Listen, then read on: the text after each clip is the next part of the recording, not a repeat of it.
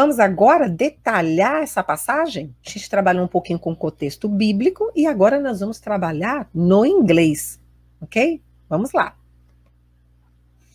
Tinha tanta coisa aqui para a gente trabalhar. Eu dividi em 3 telas, ok? 3 telas.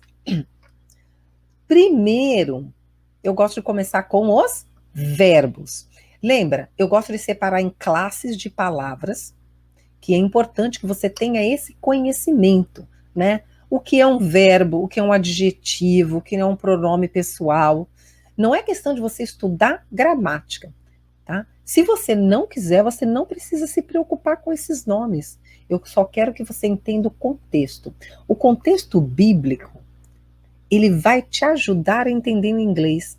E conforme a gente vai avançando diariamente, porque eu já disse que você tem que trabalhar com um versículo, nem que seja curtinho, em português, em inglês, e que você passe a meditar ao longo do dia nesse versículo em inglês. Então, as histórias bíblicas, elas vão se repetindo, e a gente vai ouvindo, às vezes, as mesmas histórias. Então, aquele vocabulário, ele vai ficando impregnado, assim como as histórias de Jesus estão impregnadas no nosso coração. Essas estruturas e esse vocabulário, aos poucos, vão ficar impregnados na sua mente. E quando você perceber, você vai estar falando inglês de maneira natural, ok? Vamos lá, então? Eu vou começar com os verbos. Muito bem. Verbos.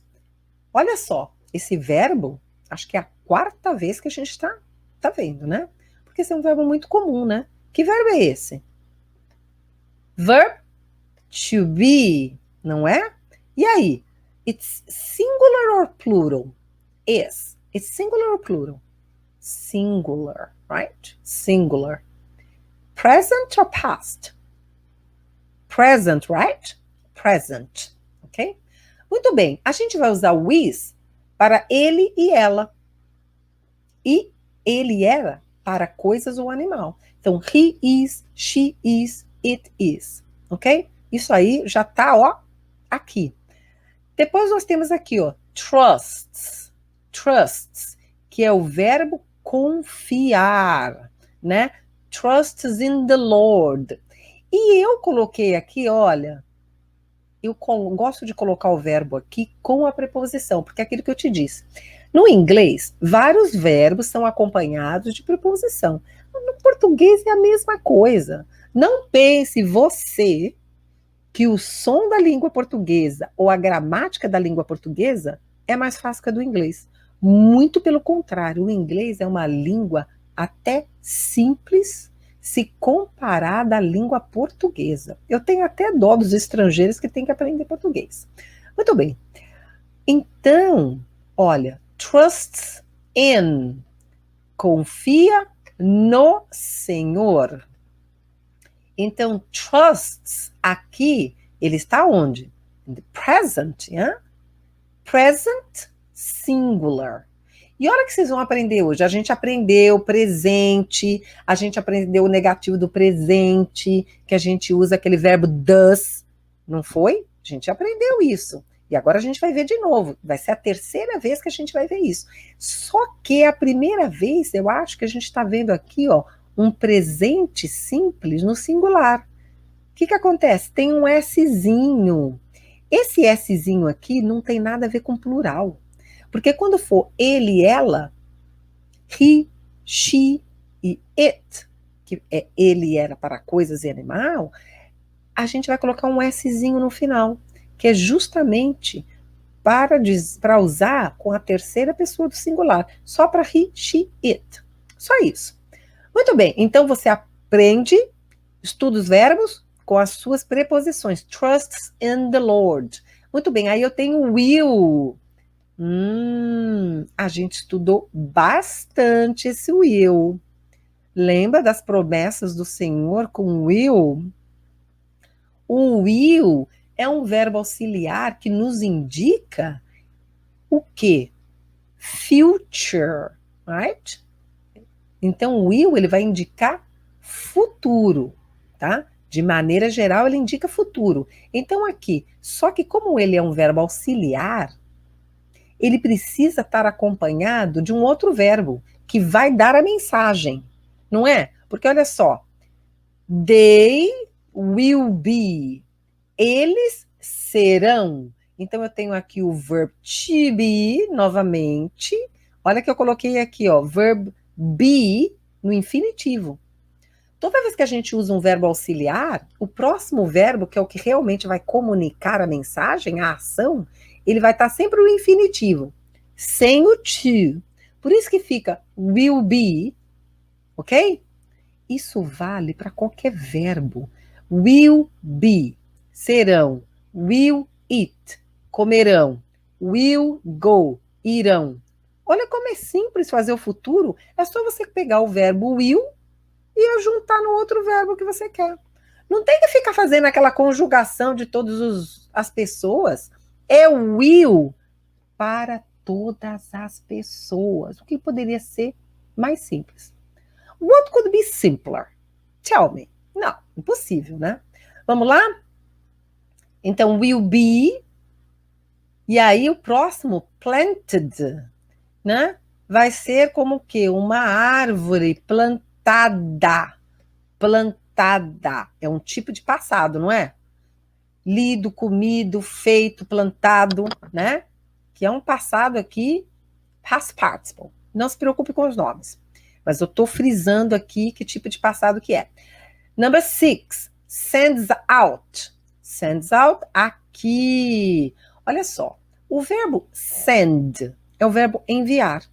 Só que aqui tem essa, ele junto com essa preposição out, ele virou estender. Por quê? Porque na verdade ele está enviando as suas raízes, estendendo as suas raízes. Por isso que ficou sends out.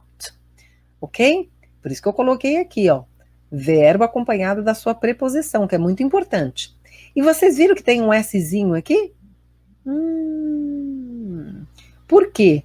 É a árvore que envia. Então, lembra que tem um Szinho no final, no presente, para ele e ela, e ele e ela de coisa, ou animal? Então, a árvore envia as suas raízes. Então, tem um Szinho aqui no final. Não é plural. Isso é importante, ok? Does. Lembra que eu falei que a gente já tinha visto? O does mais o not, onde que tá? Does. Tá? Então, é um verbo auxiliar, porque o inglês, como é uma língua muito simples, sem conjugação verbal, então eles usam muitos verbos auxiliares, certo? Junto do verbo principal para comunicar aquela ação. Então, esse does é um verbo auxiliar. O will é o verbo auxiliar do futuro. O does é o verbo auxiliar do presente. Porém, olha, does not. Então, está na negativa, não é? Um verbo, olha aqui, ó, auxiliary verb present. Então, tá aqui. Está na negativa, esse does. Só que se ele é um verbo auxiliar, ele precisa do verbo principal para comunicar a ação, né? Qual é o verbo principal? Fear.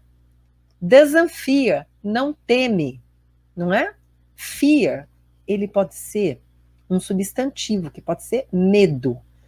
Neste contexto, está sendo usado como verbo, que é o temer, ok? Mas poderia ser temor ou medo, ok? Por isso que o inglês é tão simples. Vamos lá? Number 9, comes. Olha aqui, ó. Comes, que é o verbo vir, no presente, e tem um Szinho aqui, ó. Esse Szinho é de singular, ok? Porque, ó, não teme quando o calor vem, ok? E aí eu tenho um are. O que é esse are, hein? Já vimos várias vezes. Verb to be. Singular ou plural? Plural, right? Plural. A gente vai usar o are. You are. We are. They are. You are, você é ou está. We are, nós somos ou estamos, e they are, né? Eles são ou estão. Você tá vendo? O verbo to be, ele tem 3 formas. É o verbo mais difícil da língua inglesa. É o verbo to be. E é o primeiro que você aprende. Então, você está vendo como a coisa vai facilitando depois que você consegue identificar os padrões da língua inglesa. Ok? To be, present, plural.